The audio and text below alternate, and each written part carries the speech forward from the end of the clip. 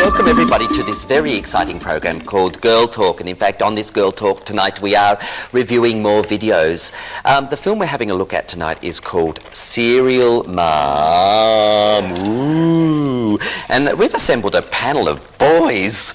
It's really the boys' own club. Let me introduce you to them. From the inside out we have Chris, closest to the flower set, and John is no stranger in his little purple shirt there.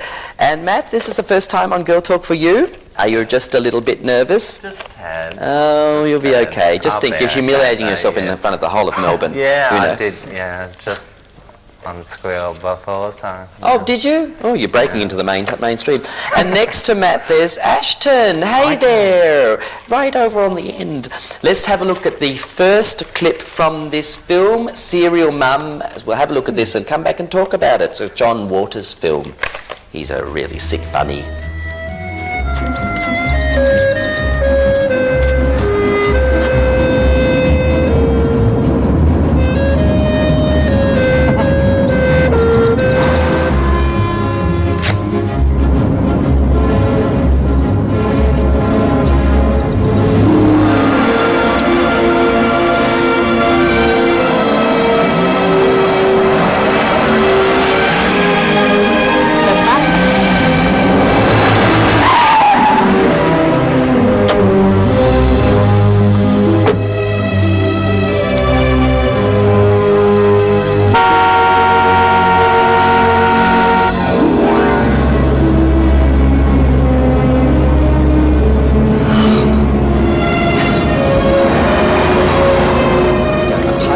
So we get the timing for this segment right.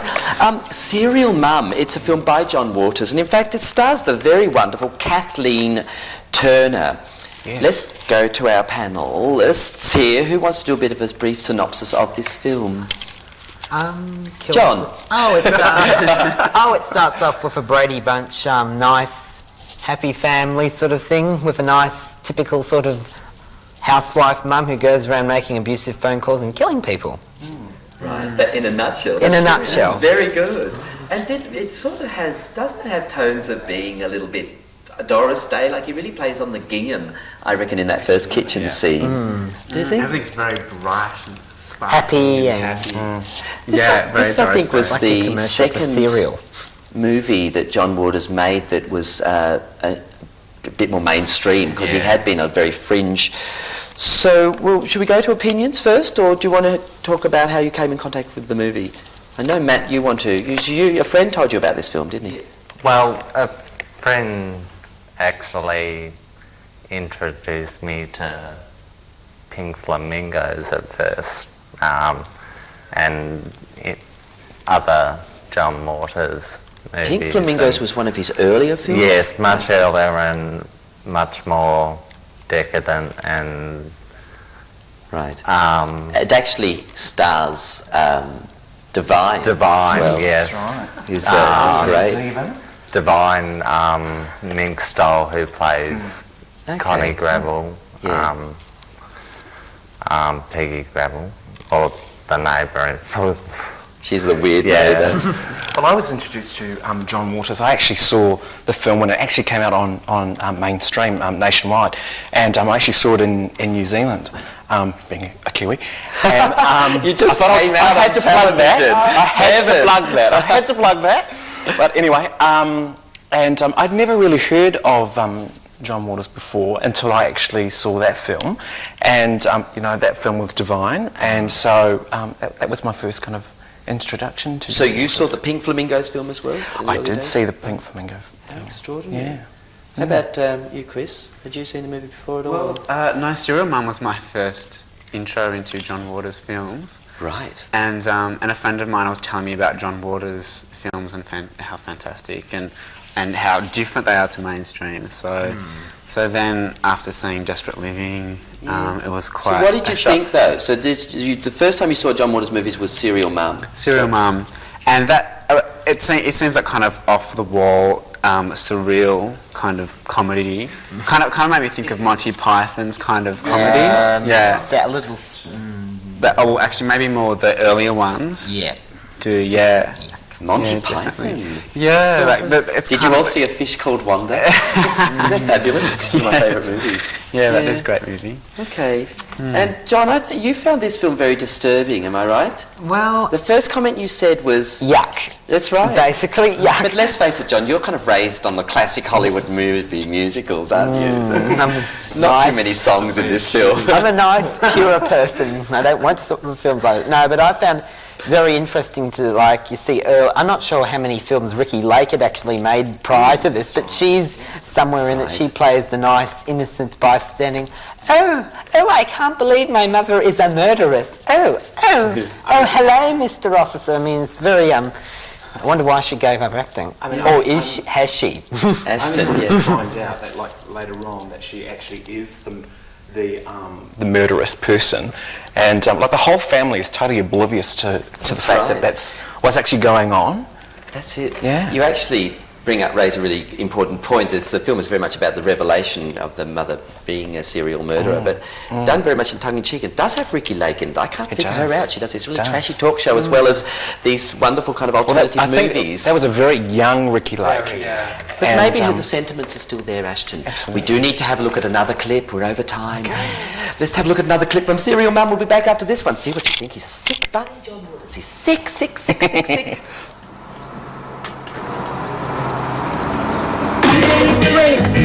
If you wanna believe it can be daybreak, no time to grieve, it's daybreak. If you only believe it, shine all around, sing to.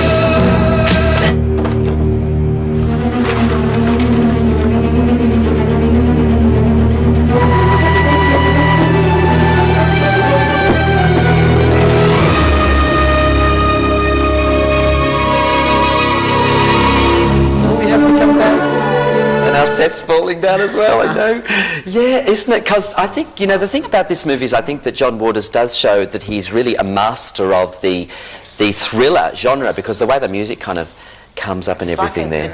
It's in sort of in the spirit of Hitchcock, where they've got like a room with a view sort of music and strings. It's got that sort of nice music with the dark, sort of sinister side to it. Yes. Yeah, it's all the way through, and I think it's great how they did that. They kind of both play. They've got a nice music for her motherly character, and then they've got the sinister music when she snaps into it. It's kind of, I'm going to kill everyone I hate. Do you find it credible though? I mean, I know that it's a spoof, and I know that there's a lot of comedy involved, but Ashton, what do you think? Because I was... Not really, no. I was looking for the credibility checks throughout the movie. When I initially first saw it, I didn't have any ideas of what to kind of expect, except that I love Kathleen Turner. Who doesn't? Who doesn't? What queen in their right mind doesn't? Absolutely, she's fabulous. But no, I kind of... It wasn't believable for me. You really have to be on board. Absolutely. And so, Matt, when you saw Serial Mum, you had seen a lot of his other alternative things. Do you think that he has actually sold out in embracing the mainstream, John Waters? I find John Waters tacky, decadent. There are... I just love him for that. I just love him for that. Yeah, he's wonderful. Take him for that, or don't watch him. It's up to you. You know. I like him. There's something dark, sinister inside of me, I guess. I think in all of us. There is a dark side to everybody. That's why I myself enjoy him. So Favourite scenes. Favourite scenes. I've got heaps. We've only got a couple of minutes left, so Serial Mum. Chris, favourite scene. Favourite scene for Serial Mum, I would think, probably the poker when she is going to kill the boy of her daughter. Look at them, they're all to get revenge, and in the toilet he's taking a piss, taking slash, and the poker just rams straight through and back out. And when she pulls it out, there's something on the end. The hook has caught on the liver or something, and she's kind of trying to shake it off. Off the poker. Gets on a shoe too. John, favourite scene. You don't like the movie. This is going to be hard for you. Well, just on the thought of that scene, I like the reference to beats in a mainstream film. Really? Where? When she's in the toilet with the and hole. he's looking and he's saying, "Eat me." That's right. And when he's in the courtroom where it's "I sniff jurors' underwear" or something. That's very John Waters. That's very kind of taking fringe into the mainstream. To gay things like the village people. She goes, "Oh, I wonder how much they get for a vinyl copy of Village People." And let's keep moving. We've got such little like time left. Matt, favourite scene. You wanted us to choose the courtroom scene. She's wonderful, Kathleen Turner, in that scene, so... Not guilty. That's my favourite, yeah. That'll be a surprise for our viewers. And Ashton, favourite scene? My favourite scene is the actual scene where the police actually come in and they're talking away, and then she turns around and all of a sudden this music breaks out and these little bluebirds outside, and she's going, cooing, cooing, cooing. That's right. And it kind of made me, I had two reactions. Either I was looking for a bucket to throw up, or the other reaction was to basically just break out into laughter. I love that scene. It was great. Yeah, we've had such a brief amount of time to talk about these movies. We could talk forever. The film is called Serial Mum, and I think we've got the thumbs up on this. Would you say? Yeah. Even though, John, you're a bit dubious, but that's only because you're so young. No, it's you're warm to John Waters. It's a good. I think it's a good film. It's just a well-made film. I just didn't like it. Thank you, everybody, for watching. And in 2 weeks' time, we will be back with...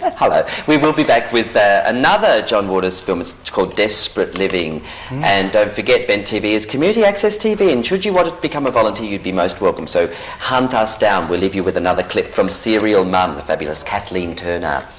This is great. It's got the axe murder in it.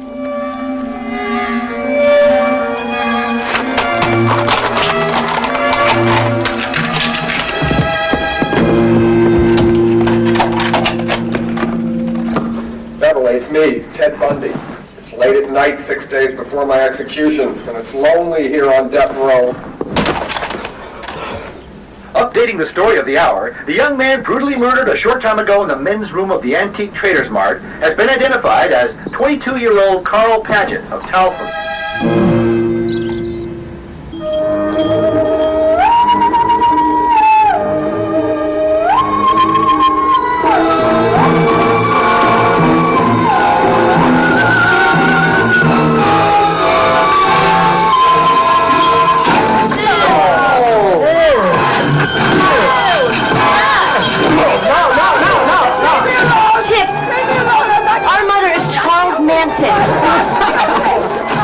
I'm not kidding. Carl stood me up this morning and then he was murdered at the flea market. Murdered? Yes, murdered. You said you hated your teacher yesterday and he was murdered too. Look, I don't know. Maybe Mom's nuts. That's a cool idea.